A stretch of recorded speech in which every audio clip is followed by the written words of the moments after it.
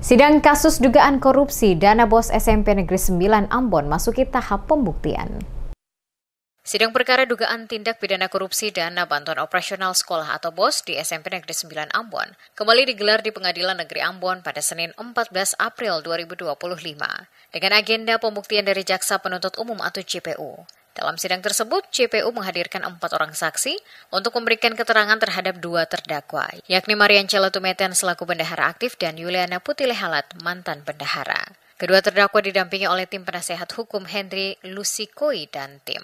Saat yang bersamaan, kuasa hukum terdakwa Kepala SMP Negeri 9 Ambon Lona Parinusa mengajukan permohonan agar perkara lainnya disidangkan secara terpisah atau splitsing dari 2 terdakwa lainnya.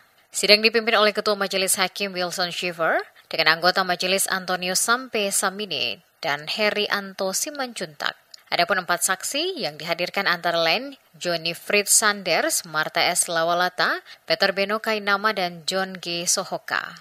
Sebelum memberikan keterangan, keempat saksi terlebih dahulu disumpah sesuai agama dan keyakinan masing-masing. Suasana persidangan sempat berlangsung alot akibat beberapa jawaban saksi yang dianggap tidak relevan dengan pertanyaan hakim maupun kuasa hukum terdakwa. Diketahui sebelumnya, dalam dakwaan JPU mengungkapkan bahwa pengelolaan dana BOS di SMP Negeri 9 Ambon selama periode 2020 hingga 2023 dengan total sebesar kurang lebih 6 miliar rupiah. Ditemukan berbagai penyimpangan. Rinciannya, dana BOS yang diterima sekolah pada tahun 2020 sebesar 1.498.638.309 rupiah. Tahun 2021 sebesar 1.563.375.000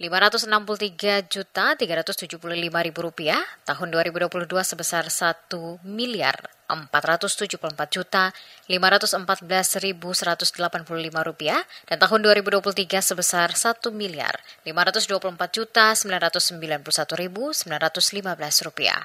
Penyimpangan yang ditemukan antara lain kekurangan pertanggungjawaban atas pengeluaran, pelaksanaan kegiatan fiktif, pembayaran honor untuk guru dan pegawai tidak tetap yang tidak sesuai ketentuan, serta penggunaan dana tanpa bukti hukum yang sah. Ketiga terdakwa yakni Kepala Sekolah Lona Parinusa, Mariancela Tumeten, dan Yuliana Putilehalat didakwa dengan pasal primer, pasal 2 ayat 1, jungto pasal 18 ayat 1, 2, dan 3. Undang-Undang RI Nomor 31 Tahun 1999 tentang pemberantasan tindak pidana korupsi sebagaimana telah diubah dengan Undang-Undang RI Nomor 20 Tahun 2001 jungto pasal 55 ayat 1 ke 1 KUHP serta jungto pasal 64 ayat 1 KUHP.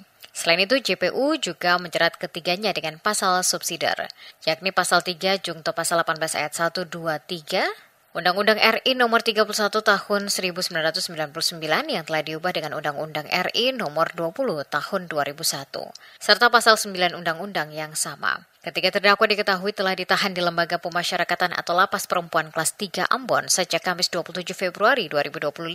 Perkara ini dilempahkan oleh Kejaksaan Negeri Ambon ke Pengadilan Negeri Ambon pada Kamis 6 Maret 2025.